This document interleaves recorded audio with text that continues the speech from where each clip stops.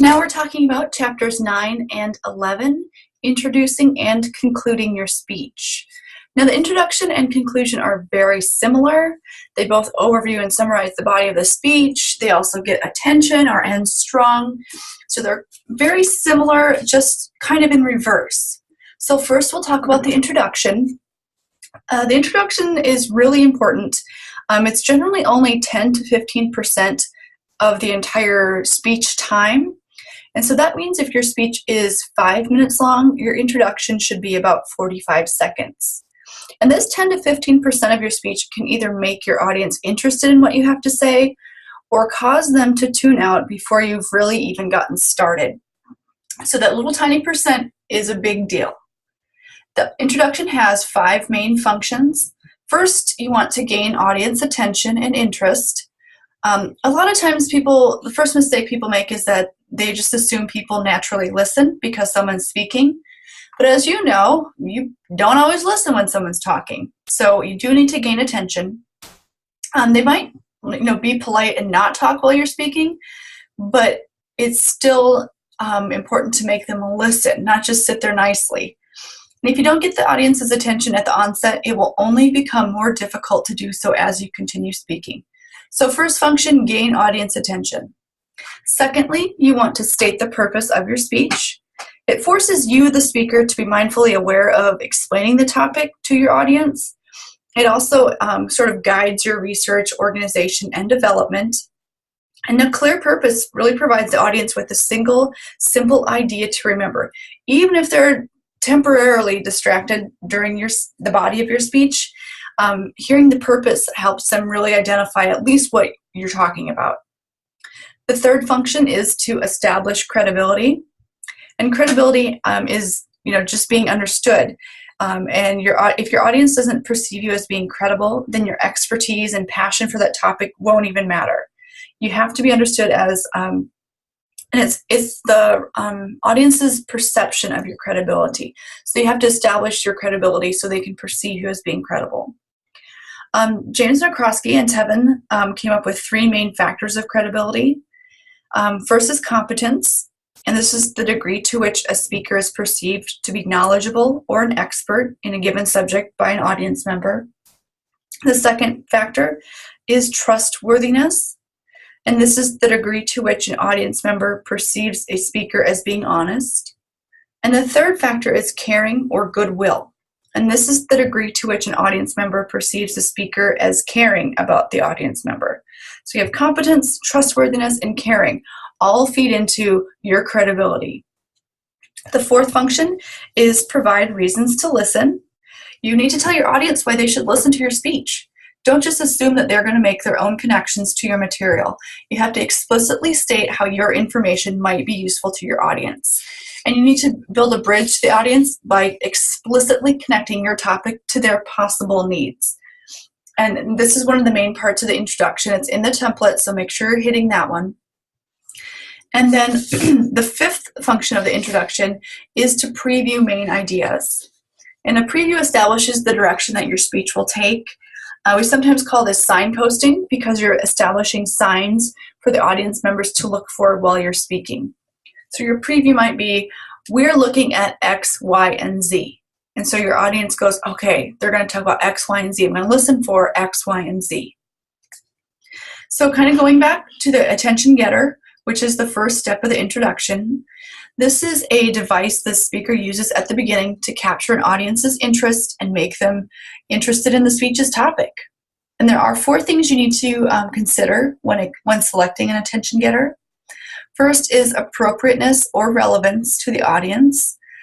Different audience has different backgrounds and knowledge, so you want to use your audience analysis to determine what they already know and what you can use as an attention-getting device. Secondly, you want to consider the purpose of the speech.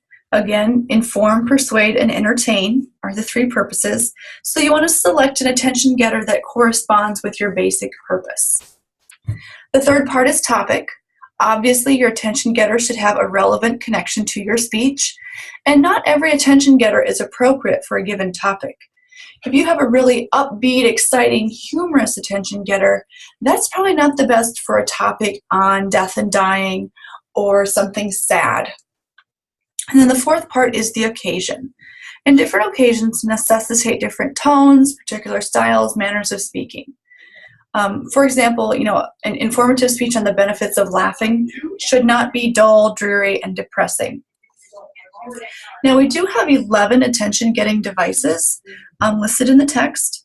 First is reference to the subject. You want to tell your audience the subject of the speech. This device is probably the most direct, but it might also be the least interesting. Basically just saying, I'm going to talk about this today. That's kind of boring, but it does get your point across. Secondly, you might give a reference to the audience. The speaker has a clear understanding of the audience, pointing out that there's something unique about the audience that should make them interested in the speech's content. So just pointing out, hey, this might be interesting to you because we did it last week. Or remember the soccer game we went to last week? Well, I'm going to tell you why soccer is a growing sport in America. Something like that. Quotation might also be useful. This is using the words of another person that relate directly to your topic. And there are a lot of different quotes that you can use. You can Google them. But if you are going to use a quote, make sure that you are using, make sure that you double check the source of that quote, because a lot of quotes are attributed to the wrong people. So you want to double check. You might also refer to current events, like a news event that directly relates to your topic. And this makes the audience aware of how relevant the topic is in today's world. So you can say, remember the plane crash that happened 2 months ago, the Malaysian aircraft that disappeared a year ago? Well, I'm going to talk to you today about airplane crashes. So that's just a current event. I mean, a year ago is not really current, but you understand what I'm saying. Historical reference is another attention-getting device. And this is referring to a historical event related to your topic. It just shows that your topic's timeless and can be equally relevant in history as it is today. Another attention-getting device would be the anecdote, and we've talked about these before.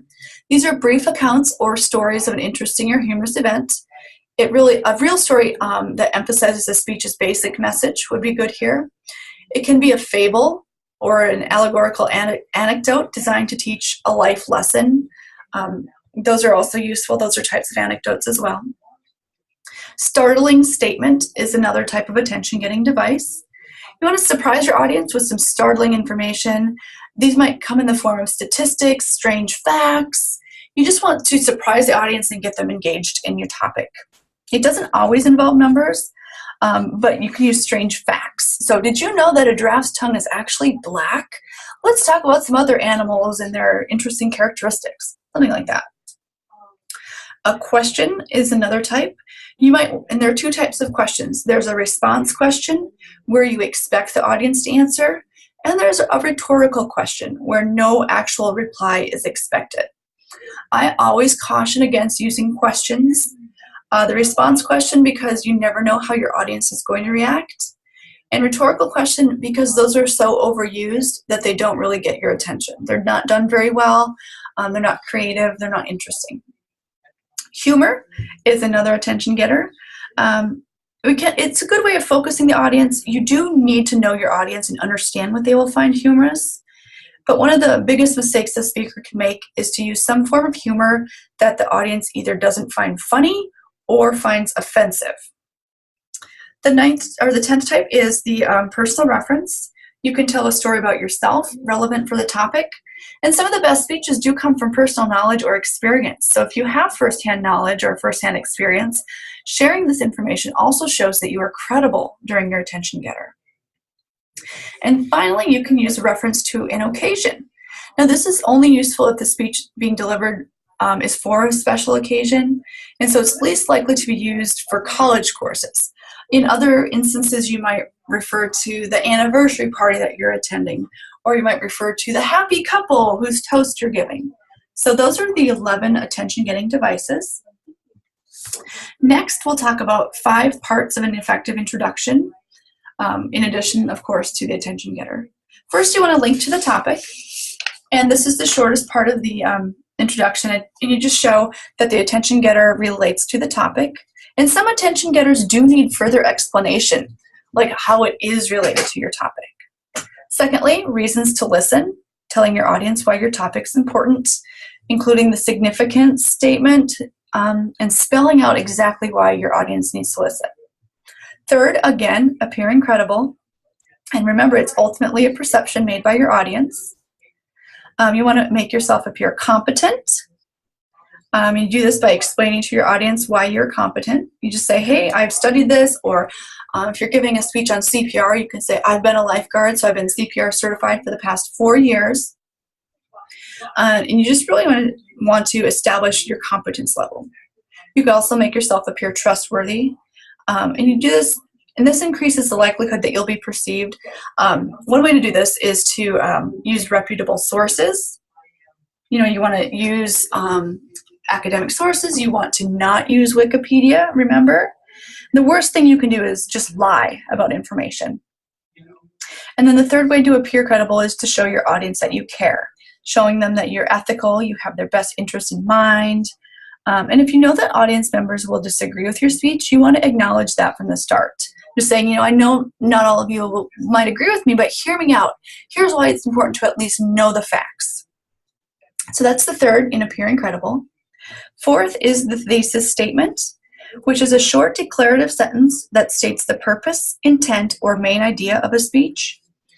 And just some basic functions of a thesis statement. You want to express your specific purpose, orient your listener, being as clear as possible, and prepare your audience for the points that follow. The second function of a thesis is to provide a way to organize your main points. It helps you figure out which main point goes first, which one goes second. And again, it should also appear toward the end of the introduction of the speech, and we'll hear about this again in the conclusion. It helps the audience really get ready to listen to the points. Using your thesis statement, you should really only select information that directly relates to the thesis and can be arranged in a sequence that makes sense. You also want to make your research it also makes your research more effective and enhances your delivery. So your thesis is really, really important. And I think I only have 4 bullets for the basic functions of a thesis, but there are only 2 bullets, but there should be 4. So again, the basic functions: express your specific interest, provide a way to organize your main points. And then you can directly relate to the thesis, make it more effective, and enhance your delivery. So how to write a thesis statement? First, choose your topic. And we've discussed this previously. Second, narrow your topic. You want to narrow a topic to one that can be covered in about 5 to 10 minutes, depending on how much time you have available. And you can ask yourself some questions if it's too broad. Does it cover one clear topic? Does it cover multiple topics? Does it have a clear direction? You want your topic to be very clear, very narrow, and cover one topic. The third step is putting your topic into a sentence. So you formalize the narrowed topic as a complete sentence. And once you have a clear topic sentence, you can start tweaking it to help you really set that purpose of the speech. And fourth, you want to add your argument, viewpoint, or opinion. Now, this is only if you're giving a speech to persuade. If your topic is informative, you want to make sure your thesis is non-argumentative and focuses on facts. If your topic's persuasive, you want to make sure that your argument is clearly indicated in the thesis statement. So again, how to write a thesis: choose your topic, narrow your topic, put your topic into a sentence, and add your argument, viewpoint, or opinion if it's a persuasive speech. And then the fifth, the fifth part of the effective introduction is the preview. And this foreshadows what your main body points will be in the speech, and it's a list of key phrases that represent the main points that you will present. So that's the introduction. Now the conclusion, you're going to hear a lot of the same things again. We have 3 main functions fulfilled by the conclusion. First, it signals the end. A lot of speakers don't prepare their audience for the end, and so the audience is just sort of left confused and wondering if they should start clapping now or later. So we want the audience to know that this is the end. End of my speech, I'm going to be done talking now. This also aids in the memory of your speech. Ebbinghaus has a serial position effect that he came up with, and he found that an individual's ability to remember information in a list depends on the location of that item in the list. So he found that items toward the top of the list and items toward the bottom of the list tended to have the highest recall rates. And with this, we have primacy and recency. Primacy is information presented first, and recency is information presented last. And so you want to, and why I'm pointing this out is, so the last information you present is the recency effect. And so you're finding information at the beginning of the list, end of the list, they're easier to recall than information in the middle. Now, Ray Ahrensberger tested Ebbinghaus's serial position effect in public speaking. And he created an experiment that rearranged the ordering of a speech to determine the recall of info. And he found that information delivered during the conclusion had the highest level of recall overall. And so your conclusion is so important. However, you do not want to add new information in the conclusion. What you want to do is reiterate the most important things that you already covered in the body. And that's why the conclusion is so important. Now we'll move to the steps of the conclusion. First, you want to restate your thesis. It's a short declarative sentence, again, stating the purpose, intent, or main idea of a speech. And restating the thesis in your conclusion reminds the audience of the major purpose or goal. You also want to review the main points. And one of the main differences between written and oral communication is the necessity of repetition. And one of the biggest things in speeches is I say, you tell them what you're going to tell them, then you tell them, and then you tell them what you told them. So your intro tells them what you're going to tell them, your body, you just tell them. And then in your conclusion, you tell the audience what you already told them. Tell them what you're going to tell them what you told them. Reiteration is so important. And then we have our concluding device. And this is just the final thought you want your audience members to have when you stop speaking. So restate your thesis, review your main points, and then conclude. And you might want to review your main points and then restate your thesis, and then have your concluding device. It just depends on how your speech topic flows. We do have 10 concluding devices that you can have, and these are listed in the text, and I'll go through these briefly. You can conclude with a challenge, and so this is sort of a call to action, a persuasive thing. So go out and get involved with recycling. Go out and give blood. Make sure you wear your helmet. Those are challenges. You can also conclude with a quotation. So just a clear quotation relevant to the speech topic. Some have a clear call to action, and others are just for summary or provoking thought. Third, you can conclude with a summary, just kind of elongating your review of the main points. It's not the most exciting, but it can be useful for highly technical topics or information. Fourth, you can conclude by visualizing the future. So helping your audience see a different future based on the information within your speech. We often use visualization to depict how society might be if this persuasive attempt worked.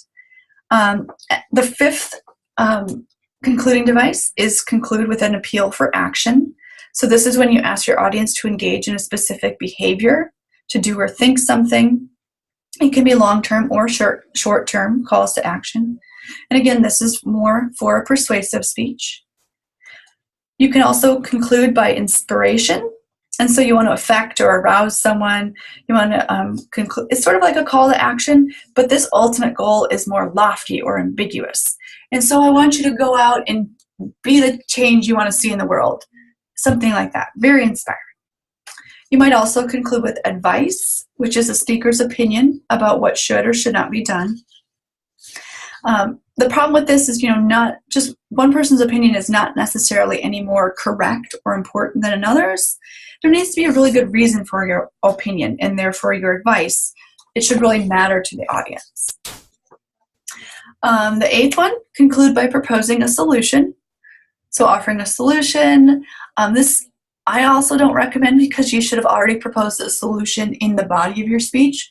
To propose a solution is to add additional information, which you do not want to do in the conclusion. Ninth, you can conclude with a question, so a rhetorical question, or just something to get the audience members thinking and not actually have them answer out loud. And the 10th, you might want to conclude with a reference to the audience. And so you're attempting to answer the basic question of what's in it for the audience, what's in it for you. And so spelling out direct benefits that you have, direct benefits of behavior or thought change has for audience members would be a good one. Now you can see in your text and in your note-taking guides, if you're following along, not all concluding devices are equally beneficial for each type of speech. And that's what I kind of mentioned as I went through them. Some are better suited for the informative speech. All of them are good for persuasive or entertaining, but with the informative, again, you want to remain neutral and just present the information as objectively as you can. So that's chapters 9 and 11, introducing and concluding your speech.